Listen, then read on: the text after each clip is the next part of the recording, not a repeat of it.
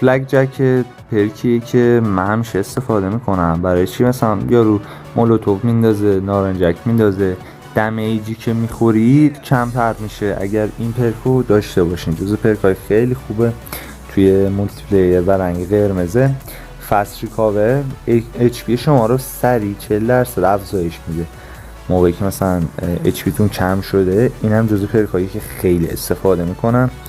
پرک اسکالر رو داریم که وقتی که دارین راه میرین یا میشینین یا همون کروچ خودمون، سرعتمون 12% افزایش پیدا میکنه اگر این پرکو داشته باشین. یعنی وقتی دارین نشسته راه میرین سرعتتون بیشتر میشه. این هم پرک بدی نیست، خیلی تاثیر خاصی نداره ولی بدم نیست اونقدر.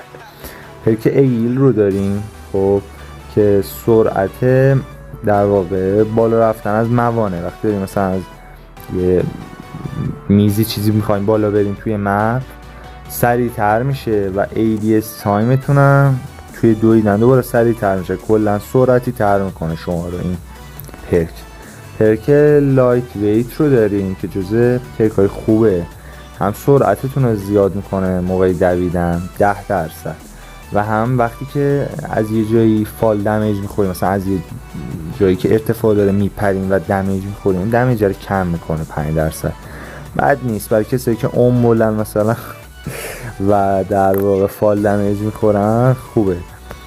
و پرک تاکتیسیان که یه دونه تاکتیکال اکیوپمنت اضافه به شما میده، یعنی شما میتونید از 2 تا استان 2 تا فلش استفاده کنید، مشابه شارپنل فکر کنم تو پرکای آبی که اونم در واقع همینه ولی برای لثال اکیوپمنت ها هست.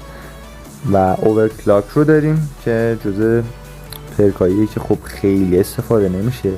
میگه که وقتی که اپراتور اسکیلتون سریعتر شارژ میشه، همین. یعنی اگر اپراتور اسکیل خیلی استفاده میکنه این پرک مناسبشه، خیلی به درد نمیخوره. آیرون لانگز رو داریم که خب شما میتونید نفستون رو بیشتر نگه داریم برای وقتی که میخواین با اسنایپ تیر بزنین، مثلا لودو که اسنایپ دارین حتما این پرک رو روش بذارین، خیلی به دردتون میخوره.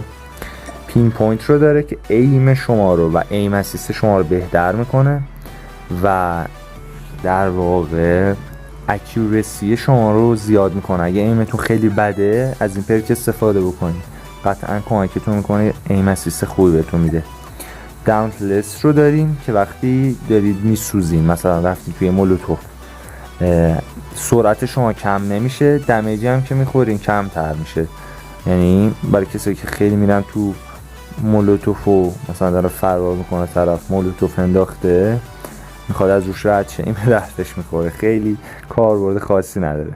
پرک روی استاک رو داریم که روی استاک هم میگه وقتی که از عکس یا حالا در واقع همون تبر استفاده میکنی، خب خیلی این به درد نمیخوره چون باید از تبر استفاده کنی سریعتر. اون تبرهای پرتابیتون 15 ثانیه سریعتر پر میشه.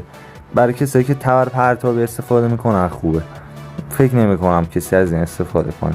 و این پرک هم گفته که وقتی مثلا میمیرین نارنجک ها چیز میشه دیگه، در واقع غیب میشه اون نارنجکی میخواستین پرت کنین، اما این میگه نه، وقتی مردی نارنجکی هم در حال پرت کردن بوده، نارنجکی میرسه به هدف و منفجر میشه و ممکنه اون انمی که شما رو کشته با همون نارنجکی شما بمیره و شما هم بکشینش.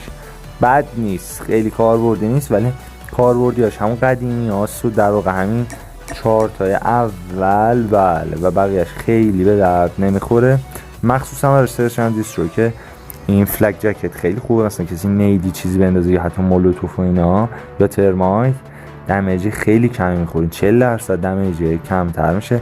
بعضی موقع میزنه کنارش، وقتی مثلا نارنجا که کنارتون میتره که میزنه که شما الان نمردی چون این پرکو داری، قشنگ بغلش علامتشو میاره.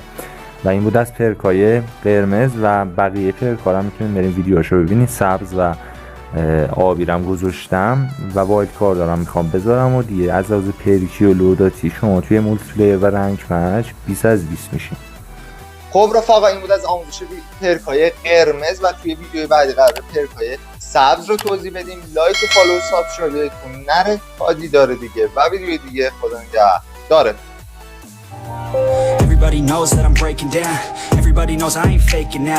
Everybody knows my heart's vacant now. Yeah, she hates me now, I made mistakes but now I don't ever wanna be alone. I don't really ever feel at home. On my own, in the zone, that's the only way I know. Feeling